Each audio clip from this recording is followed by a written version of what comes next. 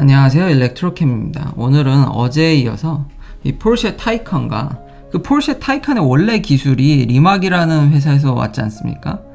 그래서 이제 궁금증이 생겼는데 도대체 이제 슈퍼카 시장에는 어떤 일이 벌어지는지 한번 알아보려고 합니다. 물론 테슬라도 연관이 있죠.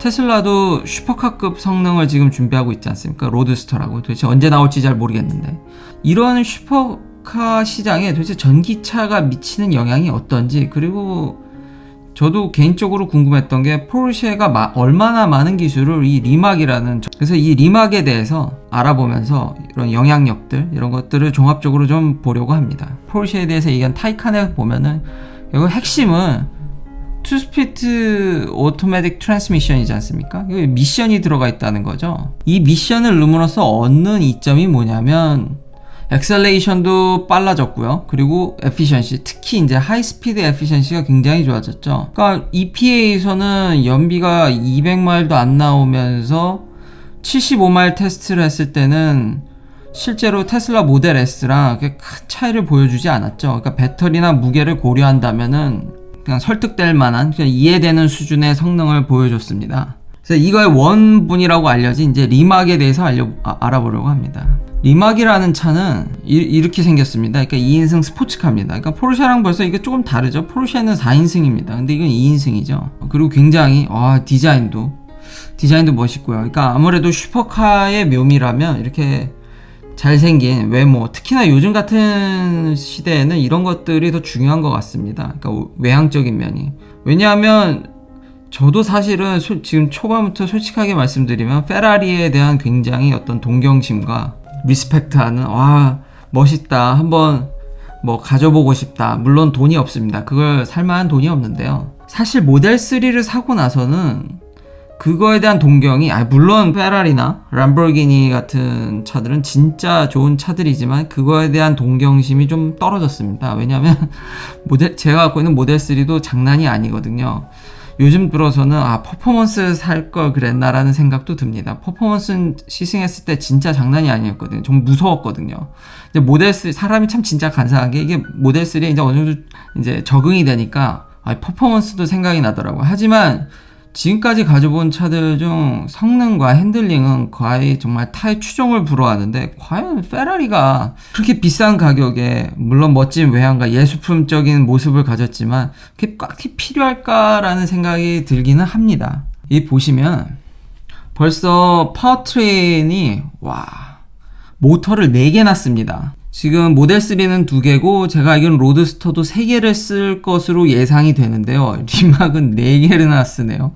4개나 쓰고 이 배터리는 무려 120kW. 그러니까 살짝 타이칸이랑 다르죠. 기술을 어느 정도 리막에서 빌려왔을지언정 벌써 시작부터 저는, 근데 요즘 많은 차들이 부품을 공유하고 부품 회사들에서 공동으로 발주하는 경우도 많기 때문에 딱히 뭐 리막에서 이게 넘어왔다고 해서 그렇게까지 비난받아야 될지는 잘 모르겠습니다. 근데 벌써부터 배터리 용량도 다르고요.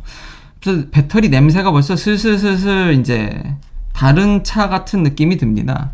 그 레인지는 이게 되게 웃긴 게, 이게 제가 홈페이지에서 확인했을 때는 500km 좀 넘는 걸로 나왔는데, 그러니까 어떻게 테스트하냐에 좀 다르게, 배터리 팩은 벌써 모델 S보다도 크죠. 100kW보다 더 크니까요. 그냥 2인승짜리 스포츠카에 120kW를 얹다니 참 대단한 것 같습니다. 여기 바로 나오는 게, 어제 말씀드렸을 때 타이칸은 LG화학의 파우치 타입인데 리막은 실린더 타입을 씁니다. 약간 좀 뚱뚱한, 이제 21, 이게 700, 약간 폼이 이제 좀 뚱뚱한 실린더죠. 모델 S와 달리. 충전도 타이칸과 달리 250kW까지 DC 컨버가 지원이 됩니다. 이거 지금 제가 전에 설명드렸듯이 이 미국에는 350kW가 깔리고 있습니다. 그러니까 제가 그걸 얘기한 이유가, 다른 회사들은 그냥 계획만 발표하고 뭐 하겠다 뭐 이런 얘기가 참 많았는데 실제로 진짜 깔렸고 지금 깔리는 중입니다. 그래서 제가 소개시켜 드린 겁니다. 그래서 이제는 미국도 CCS에 대해서 이제 좀 뭔가 좋은 환경이 조성되고 있다, 라는 걸 알려드리고 싶었습니다. 타이칸과 달리 250kW까지밖에 지원을 하지 않습니다. 그리고 참 신기한 게 보통 슈퍼카라면은 달리는 성능에 집중해서 이런 걸 소홀히 할 것 같은데 이미 ADAS에 대한 모든 그런 설비가 다 들어가 있고요. 그리고 참고로 이 차는 현재 팔고 있는 차입니다. 그러니까 컨셉카가 아니라 실제로 완판이, 물론 많이 만들질 않긴 했는데요. 일단 완판이 됐고 시중에 이제 팔렸고 돌아다니는 차들이라는 거죠. 슈퍼카의 이런 어떤 편의성이 부족할 줄 알았는데 보면은 카메라 8개와 라이다도 들어가 있고 레이더도 들어가 있고 울트라소닉도 이미 들어가 있습니다. 물론 자율주행을 아직 지원하진 않습니다. 하지만 하드웨어는 갖춰져 있기 때문에 회사에서 말하기는 Autonomous Driving Capability라고 소개를 하더라고요. 그러니까 할 수는 있다. 근데 아직 그러니까 소프트웨어적인 측면은 자기들이 만들질 않으니까 아마 오픈 파일럿이나 이런 것들과 연동되면은 충분히 더 끝내주게 자율주행을 할 수 있지 않을까 기대됩니다.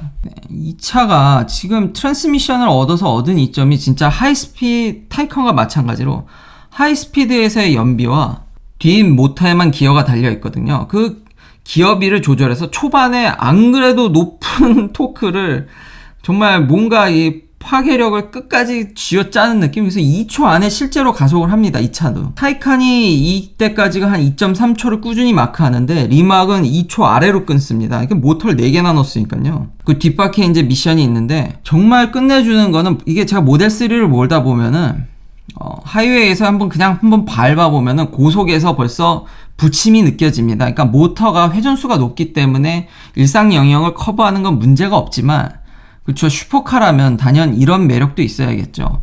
그러니까 어떤 최고속의 목마름? 그런 거는 채워주기가 쉽지 않나 싶었더니 역시 꼴랑 2단 미션만 달았는데 탑스피드는 400을 넘어갑니다. 와, 진짜 기존에 있는 슈퍼카들이 정말 긴장해야 될 스펙이 아닌가 싶습니다. 예, 여기서는 주행거리가 550km로 나와 있죠. 그럼 가격은 얼마였을까요? 예, 가격은 2.1밀리언에 팔았습니다.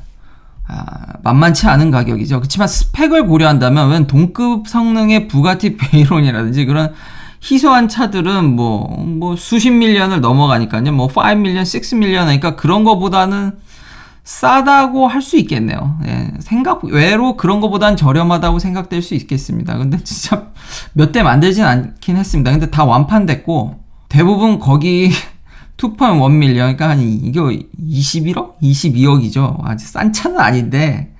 근데 그런 성능을 기대하시는 분들의 차들 중에서는 뭐 반값이라고도 할 수 있겠네요.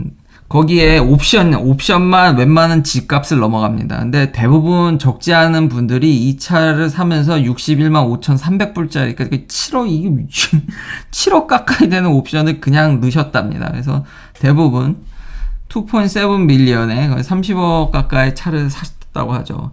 근데 정말 스펙만 보면은 저는 진짜 매력적이라고 생각이 됩니다. 엄청난 성능과 자율주행 케이퍼빌리티도 있고, 뭐 나름 연비도, 이건 실제 연비가 어떻게 될지 모르지만 연비도 나쁜 편이 아니고요. 굉장히 어떤 끝판왕이지 않을까 싶습니다. 이런 차들이 나오면 제가 걱정한 게 기존의 페라리 같은 차들은 어떻게 하려나 참 궁금하긴 한데요. 심지어는 얘는 알루미늄도 모자라서 이 안을 지금 카본 텁으로 이제 완전히 꾸몄습니다. 그러니까 무게도 많이 감량을 하려고 노력은 했지만 거의 2톤에 가깝습니다. 역시 전기차로서는 무게는 피할 수 없다라는 점. 그러니까 전기차에 진짜 배터리가 차지하는 무게가 진짜 어마어마하다는 걸 여기 알 수 있거든요. 웬만한 슈퍼카들이 카본을 이렇게 완전 모노코크 바디 전체를 카본으로 하게 될 경우에는 아반떼 수준의 몸무게를 자랑하는데 얘는 거의 2톤에 가깝습니다. 그리고 아까 말씀드렸듯이 배터리가 이미 타이칸이랑 다르죠. 그러면 다르다고 봐야 되지 않을까 싶습니다. 리막에 협업을 했지만 그래도 나름 포르쉐의 어떤 노하우가 넘어가 있지 않을까라는 게 제 생각입니다. 그리고 모터가 과열될 거를 예상해서 여기 뭐 오일 쿨이죠. 와, 이젠 그로 인해서 극강의 성능을 뽑아낼 수 있었던 것 같습니다. 에피션시도 장난이 아니고요. 여기 보면은 퍼머넌트 마그넷 모터를 썼기 때문에 효율도, 그러니까 원래 이거는 제가 옛날 영상에서 한번 언급했었는데 테슬라의 기본 그런 인덕션 모터에 비해서 이제 효율을 좀 더 증대할 수 있을 거라고 예상돼서 지금 모델 3의 이제 뒤에 있는 모터는 이제 퍼먼트 마그네틱 모터고 모델 S에 들어가는 모터 중 전륜만 퍼먼트 모터인데 그쵸. 이렇게 뭐 돈에 구애받지 않는 차량 가격을 저렇게 매겨 놓으면은 진짜 있는 대로 현재 넣을 수 있는 모든 걸 넣으면은 이런 모습이 되지 않을까. 그러니까 결론적으로는 이걸 보면서 저도 이 차에 더 매력을 느끼지. 페라리가 약간 동경심이 많이 내려가고 있거든요. 도대체 그러니까 시스템의 한계인 거죠. 내연기관으로서는 더 이상 이제 전기차를 성능적인 면에서 감당을 할 수가 없습니다. 슈퍼카의 덕목이라고 하면은 역시 최강의 성능과 물론 디자인과 이런 내부의 어떤 재질도 중요하지만 그래도 큰 한 축을 차지했던 게 지금까지 엄청난 성능이지 않습니까? 이제는 기존의 램보나 페라리보다 나은 전기차들이 생각보다 찾아보니까 굉장히 많더라고요. 그래서 이미 이 슈퍼카 시장들이 좀 왜곡되기 시작했습니다. 찾아보니까 뭐 감성이니 예술품적인 면인 이런 타령을 하고 있더라고요. 그러니까 좀 정말 다른 방향으로 진화하고 있던 것 같던데 아무래도 한계가 있지 않을까 해서 페라리에 대한 소식을 했더니 하긴 한답니다. 페라리도 결국은 그쵸. 이 흐름을 막을 수는 없죠. 남들 다 엄청 저렇게 성능 뛰어난 차를 만드는데 결국 자기가 갖고 있는 매력 하나를 없애니까 결국 한다고는 하지만 회장님께서는 2025년까지는 안 하고 그 전까지는 하이브리드로 견디시겠답니다. 아이고야. 그 25년 이후에 완전 전기차로 넘어가겠다고 하는데 벌써 이미 올해 초부터 뭘 하고 계시냐면 특허를 내고 계시고 있더라고요. 이미 일렉트릭 페라리에 대한 특허를 내고 계시더라고요. 그쵸. 저같이 살 사람은 아니지만 이런 대중의 어떤 선망과 이런 뭐랄까 이렇게 바라는 마음이 있어야지 슈퍼카도 유지가 된다고 저는 생각하거든요. 벌써 이미지에 이런 타격이 오면 힘들죠. 말은 이렇게 하지만 아마 내부적인 상황들 그리고 기존의 어떤 팬층들로 인해서 그렇게 급진적으로 넘어가긴 쉽지 않지만 벌써 페라리도 차곡차곡 준비를 하고 있습니다. 여기서 다시 한번 이 로드스터의 위력을 저는 실감하는데요. 스펙만 보면은 그 리막 뺨을 때릴 정도죠. 그리고 리막은 케이퍼블 하다고 그랬지. 오토노머스 드라이빙이. 그러니까 자율주행이 케이퍼블 하다고 그랬지. 하지 않지만 테슬라는 이거 나오면 100% 할 거 아니지 않습니까? 그리고 역시 테슬라답게 어제 타이카넬에서 점수를 많이 발라버린 포인트가 뭐였죠? 역시 가격이죠. 야, 이 뭐야. 로드스터 가격은 2억입니다. 예. 2억. 와, 저는 이거 공이 하나 잘못 붙었나? 아니, 지금 파는 애는 100만인데 얘는 20만에 팔고 있습니다. 그러니까 2억 한 3, 4천? 예. 네, 판다고 합니다. 야, 이 가격이 이게 나오면은 제 생각에는 슈퍼카 시장도 무너질 것 같습니다. 테슬라가 거의 사실상 슈퍼카부터 싼 차 중간 등급까지 거의 모든 걸 아우르지 않을까. 진짜 여러모로 테슬라는 전 자동차 시장에 민폐를 끼치는 회사네요. 진짜. 진짜 이렇게만 나와준다면 글쎄요. 야, 이거 보면 근데 테슬라는 아직까지 미션을 쓰지 않는다고 발표하고 있는데 미션을 안 쓰고 모터 3개의 기어비를 잘 조절해서 이걸 달성할 수 있을지 매우 궁금하긴 한데요. 레인지도 그렇고요. 그리고 기존에 이미 테슬라는 생태계도 좋고 이거 나오면은 뭐 페라리고 뭐고 간에 리막이던 간에 정말 시장이 붕괴될 수도 있겠습니다. 시청해주셔서 감사합니다. 구독, 좋아요 부탁드리겠습니다. 다음에도 테슬라 리뷰로 찾아뵙겠습니다.